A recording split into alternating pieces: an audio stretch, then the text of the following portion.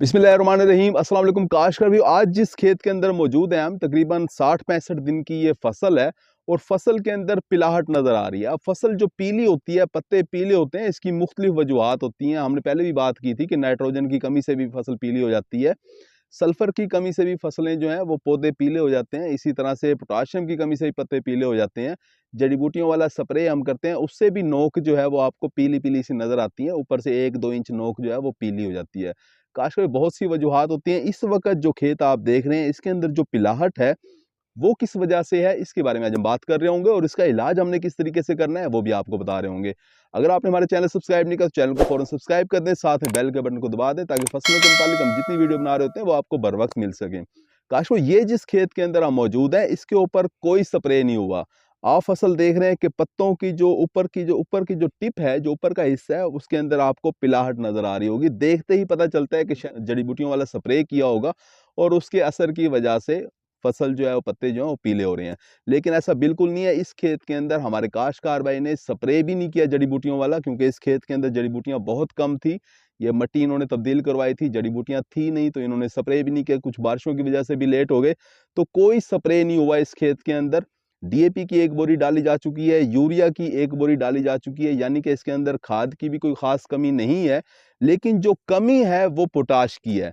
इस रकबे के अंदर नहर का पानी नहीं लगाया जाता, टोटल ट्यूबवेल का पानी लगाया जाता है। ज़मीन कलराठी है, ज़मीन के अंदर शोर ज़्यादा है।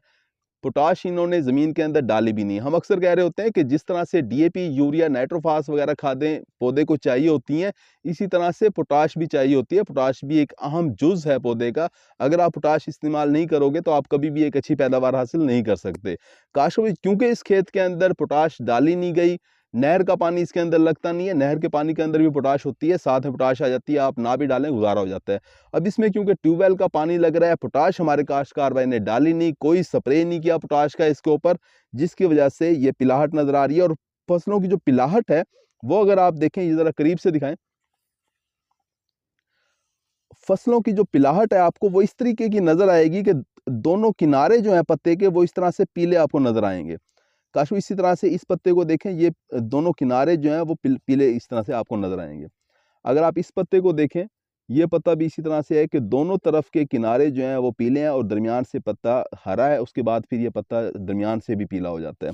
तो काश वो ये ख़ास निशानी है। अगर आपके खेत के अंदर पोटाश की यानी पोटाशियम की कमी है, तो आपके खेत के अंदर इस तरह से पत्ते जो हैं पौधों के वो पीले होंगे कि पौधे के जो किनारे हैं वो पीले हो रहे होंगे। अब पोटाश जो है वो 2 तरह की आमतौर पे मार्केट में मिल रही होती है।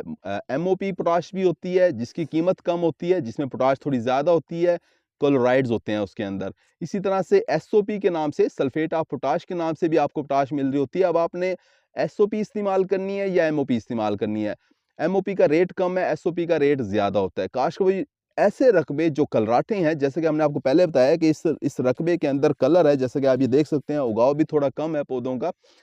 ऐसे रकबे जिनमें कलर हो, जिनमें शोर हो, नमकियात हो, उसके अंदर आप एमओपी खाद इस्तेमाल नहीं कर सकते। यानी कि हमारे काश्तकार भाई के पास सिर्फ एक ही ऑप्शन बचती है कि वो सल्फेट ऑफ पोटाश यानी कि एसओपी खाद जो है उसका जो है फ्लड करेगा।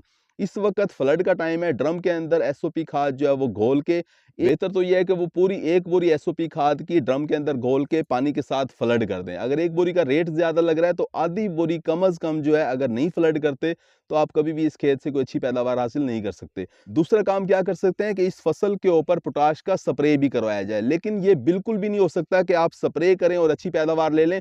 फ्लड आपको लाजमी करनी पड़ेगी पोटाश खाद, क्योंकि इस खेत के अंदर पोटाश की काफ़ी ज़्यादा कमी है। फ्लड भी करें और स्प्रे भी करें, तब आप एक अच्छी पैदावार हासिल कर सकेंगे। पोटाश के साथ आप आधी बोरी या 10-15 किलो आप यूरिया खाद जो है वो भी मिक्स करके फ्लड कर सकते हैं, तब आप जो है उसकी फसल की बढ़ोतरी भी अच्छी हो रही होगी। तो काश में गंदम के खेतों में इस वक्त कौन सी फसल के अंदर आप सिर्फ स्प्रे करके, पोटाश का स्प्रे करके गुजारा कर सकते हैं, कौन सी फसल के अंदर आपको पोटाश का फ्लड करना बहुत ज़रूरी है, यही आपको आज की वीडियो में बताना था। एमओपी आपने किधर इस्तेमाल करनी है और एसओपी किधर करनी है, ये भी आपको हमने वीडियो में बता दिया है। उम्मीद है कि वीडियो आपको समझ आ गई हो। अपना ख्याल रखिएगा। अल्लाह हाफिज़।